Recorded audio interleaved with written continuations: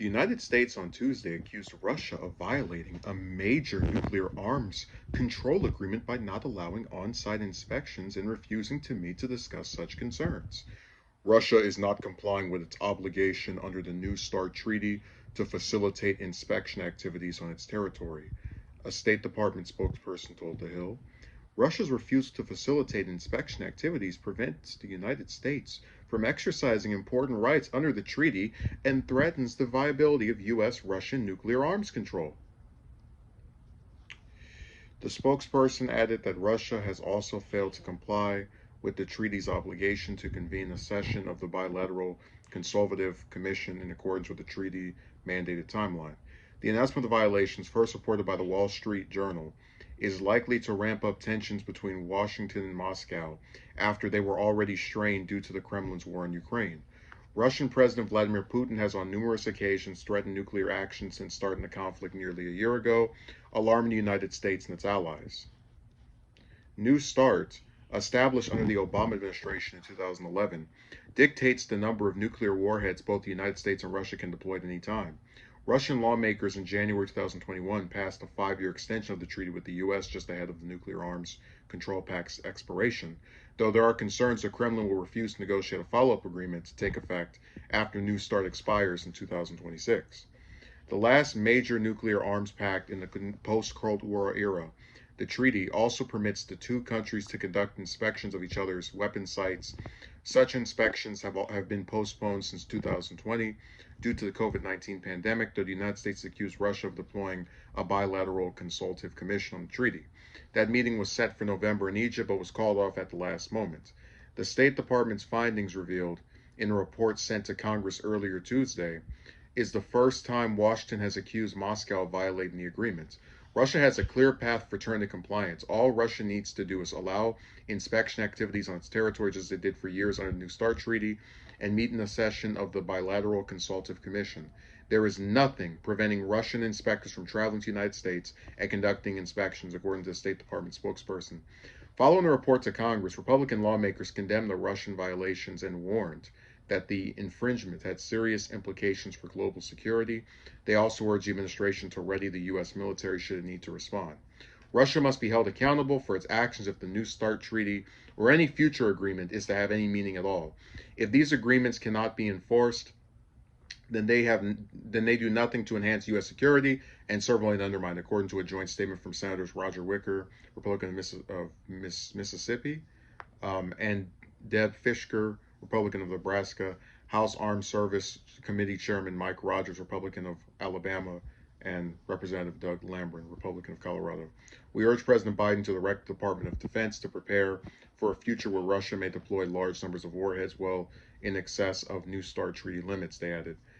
Before we even get into the actual main story here, it's kind of funny to watch Republican representatives in Congress, just members of Congress that are Republicans, talk about Russia must be held accountable for if this treaty is going to have any meaning at all, in the event that they for violating it.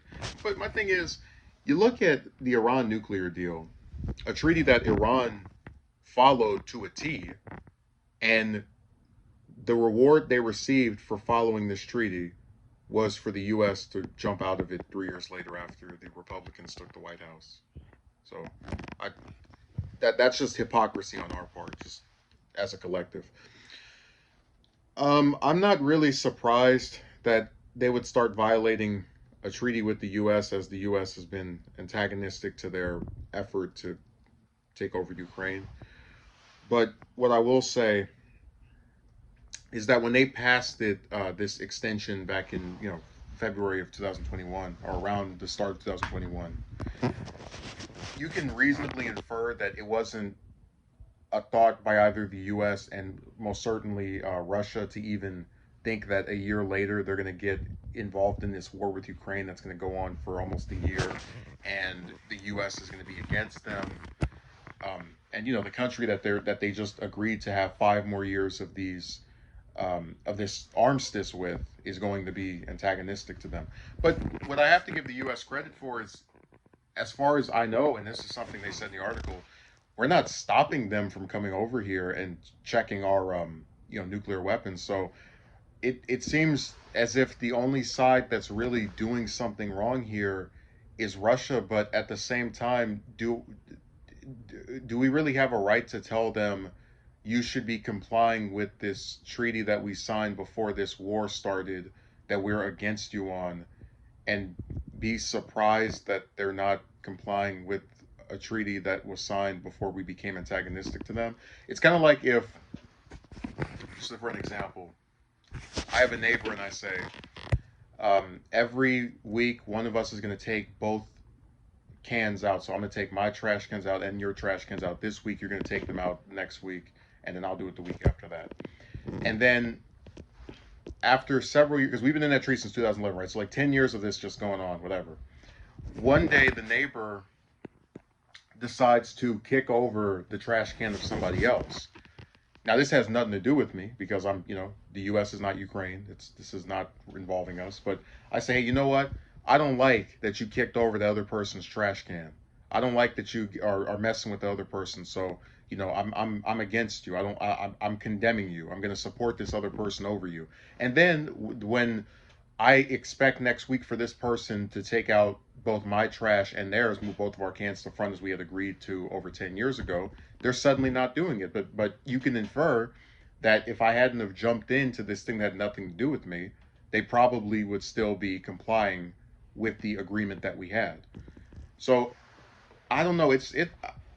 I I think the U.S. is at least trying in good faith to keep the treaty going, but it's really hard to for me to not understand why Russia would just tear it up at this point. We're hostile toward them. We've been this way for again almost a year. So it's one of those things where we're just gonna have to hope it works out and that this conflict ends soon and they can renegotiate something.